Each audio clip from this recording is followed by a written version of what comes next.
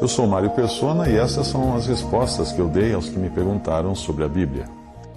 Você enviou uma extensa lista de versículos alegando que são usados por aqueles que não acreditam na salvação eterna e exclusivamente por fé na obra de Cristo. São pessoas que acham que o sacrifício de Cristo não foi totalmente consumado. Teria ele se enganado quando deu esse brado na cruz, está consumado? São pessoas também que dizem que foram deixadas coisas para nós fazermos, coisas que Jesus não conseguiu fazer para nos salvar. As pessoas que alegam isso podem até ter boas intenções, mas elas não percebem o quanto estão denegrindo o sacrifício perfeito do Cordeiro de Deus. Se ficou algo para fazermos, então Cristo não fez tudo o que ele veio fazer. Se formos salvos pela fé nele e em sua obra, mas só continuarmos salvos pela nossa própria perseverança, então Deus não é poderoso para evitar que as suas ovelhas sejam arrancadas de suas mãos. Eu vou transcrever os versículos que você enviou com as devidas explicações. O primeiro está em Êxodo 32, capítulo 32, versículos 32 a 33. Agora, pois, perdoa o seu pecado, senão, risca-me, peço-te, do teu livro que tens escrito. Então disse o Senhor a Moisés: aquele que pecar contra mim, a este riscarei do meu livro. Fecha aspas. Esta passagem não fala de perda da salvação, mas fala de perda de privilégio. Moisés pediu a morte física, mas não é o que Deus lhe dá. No versículo 35 deste mesmo capítulo, Deus pune o povo que havia feito o bezerro de ouro, pelo qual Moisés não era o responsável. Em Ezequiel 18, 24 e 26 diz: mas desviando-se o justo da sua justiça e cometendo a iniquidade, fazendo conforme todas as abominações que faz o ímpio, porventura viverá? De todas as justiças que tiver feito não se fará memória, na sua transgressão com o que transgrediu e no seu pecado com o que pecou, neles morrerá. Dizeis, porém, o caminho do Senhor não é direito.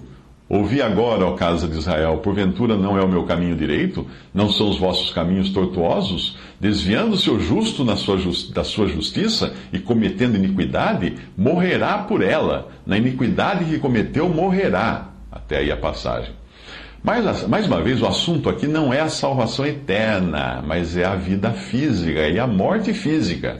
A lei prometia a vida perene para quem guardasse a lei. Mas como ninguém seria capaz de guardar a lei, esta logo mostrou que não poderia ser o remédio contra o pecado, pelo qual a morte entrou no mundo. A paga pela desobediência e impiedade do homem sempre foi, segundo a lei, a morte. Mas o assunto aqui não é a condenação eterna, mas a morte física. É como você falar num país que tem pena de morte, falar assim: olha, se você cometer um crime, você morrerá. É claro que morrerá. O país tem pena de morte, ele vai morrer se ele cometer o crime. Era basicamente isso que estava falando ali no Antigo Testamento. Em Mateus 12, versículos 31 e 32, é outro versículo que você enviou. Portanto, eu vos digo, todo pecado e blasfêmia se perdoará aos homens, mas a blasfêmia contra o Espírito não será perdoada aos homens. E se alguém disser alguma palavra contra o Espírito contra o Filho do homem, ser-lhe-á perdoado. Mas se alguém falar contra o Espírito Santo, não lhe será perdoado nem neste século, nem no futuro. Aqui sim está falando da perdição eterna pela ausência de perdão, e isso por blasfêmia, como aquela que os fariseus estavam praticando, porque estavam dizendo que Jesus fazia os seus milagres e expulsava demônios por Beelzebul, o príncipe dos demônios. Certamente não poderia existir salvação para pessoas pessoas assim que consideravam o próprio Salvador Jesus um emissário de Satanás.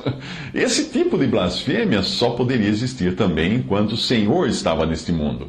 Porque hoje ninguém vai poder apontar o dedo para Jesus e falar assim que ele faz os seus milagres pelo poder de Satanás, porque ele não está mais aqui, andando aqui, como ele estava naquele momento. Então aquela passagem é específica daquele momento, porque o Senhor está explicando o que estava acontecendo naquele momento ali, com aqueles fariseus. Outra passagem que você enviou é Gálatas 5, de 1 a 4. Estai, pois, firmes na liberdade com que Cristo nos libertou, e não torneis a colocar-vos debaixo do jugo da servidão. Eis que eu, Paulo, vos digo que se vos deixar de circuncidar, Cristo de nada vos aproveitará. E de novo protesto a todo homem que se deixa circuncidar, que está obrigado a guardar toda a lei. Separados estáis de Cristo, vós os que vos justificais pela lei, da graça tendes caído. Muito bem, aqui está dizendo o óbvio. Todo aquele que confiar que será salvo com base na guarda da lei ou por uma vida correta, certamente estará negando a graça de Deus, porque não pode existir salvação para tal pessoa. Ela simplesmente está voltando as costas para a graça, que é o meio de salvação que Deus proporcionou através da fé na pessoa de Cristo e em sua obra, e está se voltando para a lei, para guardar mandamentos, andar assim, andar assado. Na passagem toda, no contexto, o apóstolo Paulo começa falando dos salvos na carta aos Gálatas, para depois falar dos não salvos, quando ele fala, vós que vos justificais pela lei. Considerar que esta passagem poderia significar que um salvo pode perder a salvação, seria contradizer as passagens que dizem claramente que isto é impossível, como João 3,16, João 3,36, João 5,24, João 6,47, João 10,28. A outra passagem que você enviou, que supostamente diria que é possível um crente perder a salvação, está em Colossenses 1,23. Se na verdade permanecerdes fundados e firmes na fé e não vos moverdes da esperança do Evangelho que tendes ouvido, o qual foi pregado a toda criatura que há debaixo do céu, e do qual eu, Paulo, estou feito ministro. Essa condição que ele está colocando aqui, não é para os salvos, mas tão somente confirma a salvação daqueles que permanecem por graça, fundados e firmes na fé, sem se moverem da esperança do Evangelho. Em 1 Coríntios, fica claro que manter o salvo irrepreensível até o fim é tarefa do próprio Senhor, e é graças à fidelidade de Deus e não à nossa que nós podemos ficar seguros e confiantes. 1 Coríntios 1, de 7 a 9, diz, de maneira que nenhum dom vos falta, esperando a manifestação de nosso Senhor Jesus Cristo, o qual vos confirmará também até o fim, para seres irrepreensíveis no dia de nosso Senhor Jesus Cristo. Fiel é Deus pelo qual fostes chamados para a comunhão de seu Filho Jesus Cristo, nosso Senhor. A outra passagem que você enviou é 2 Pedro 1, de 10 a 11. Portanto, irmãos, procurai fazer cada vez mais firme a vossa vocação e eleição, porque fazendo isto nunca jamais tropeçareis, porque assim vos será amplamente concedida a entrada no reino eterno de nosso Senhor e Salvador Jesus Cristo. Essa passagem nos fala do andar e da vida prática do cristão que já foi salvo por Cristo. E esse andar, essa vida prática, devem ser condizentes com a posição que ele agora ocupa em Cristo. É fácil ver que está falando do andar porque fala de tropeçar. Não é colocada em dúvida a entrada no reino eterno, mas sim como será essa entrada, amplamente ou não. Algumas traduções trazem ricamente, outras abundantemente, ou seja, são adjetivos de uma entrada que já foi obtida pelo sacrifício de Cristo. A tradução na linguagem de hoje está errada, por dizer que receberão todo o direito de entrar no reino eterno. Essa linguagem de hoje é a pior tradução que você pode encontrar da Bíblia. Aí essa versão supõe que a salvação é obra de nossos próprios esforços, o que não é verdade, e ainda por cima invalida o sacrifício de Cristo. Romanos 8, de 12 a 14 é a outra passagem que você enviou. De maneira que, irmãos, somos devedores não à carne para viver segundo a carne, porque se viverdes segundo a carne, morrereis. Mas se pelo Espírito mortificardes as obras do corpo, vivereis. Porque todos os que são guiados pelo Espírito de Deus, estes são filhos de Deus. O contexto do capítulo, se você ler o contexto todo, está falando claramente da vida que nós tínhamos na carne, a qual não podia levar a outra coisa senão a morte. Somente aqueles que têm o Espírito de Cristo, ou seja, que são realmente convertidos, são filhos de Deus.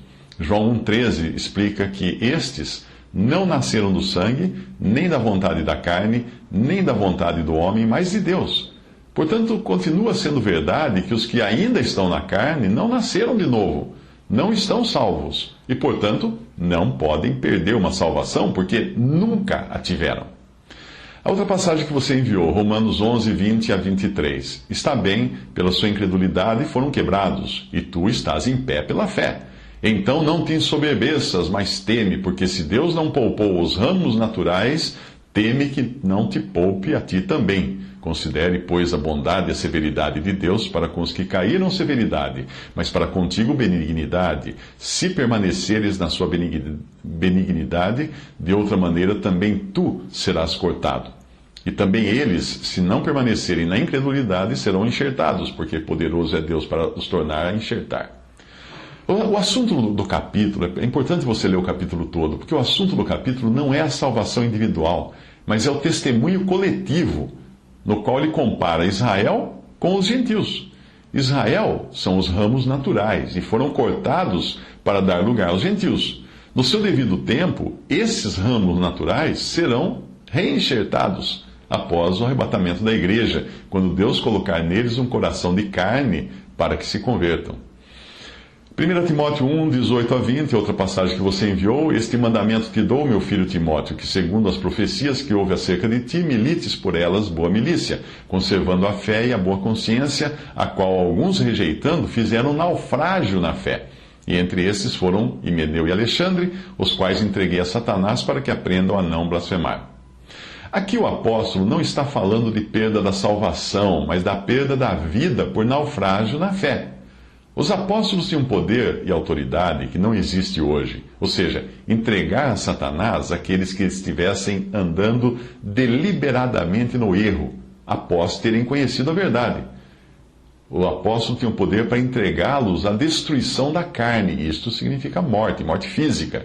Nós sabemos pela história de Jó como Deus entregou Jó a Satanás para que fosse tocado em todos os aspectos de sua vida, menos que fosse morto, porque Deus tinha algo a ensinar a Jó. Jó capítulos 1 e 2 você encontra isso.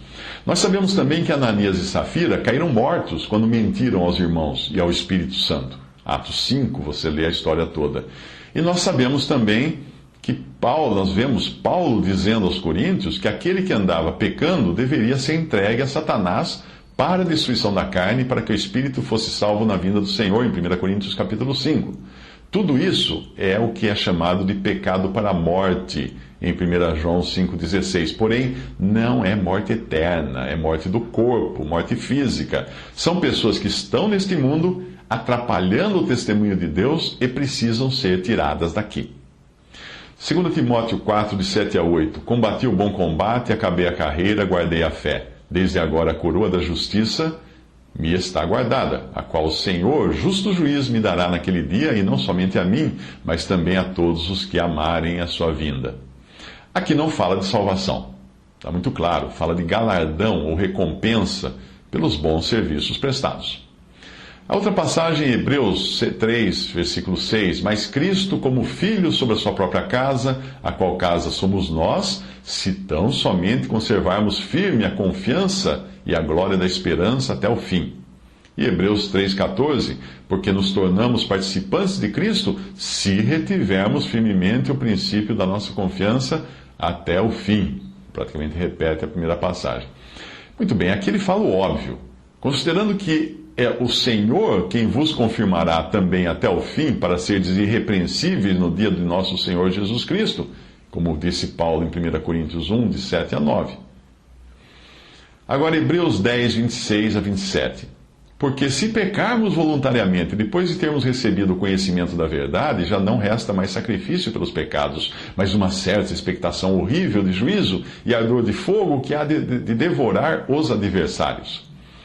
Aqui ele está falando de pessoas que receberam o conhecimento apenas, sem fé, não creram.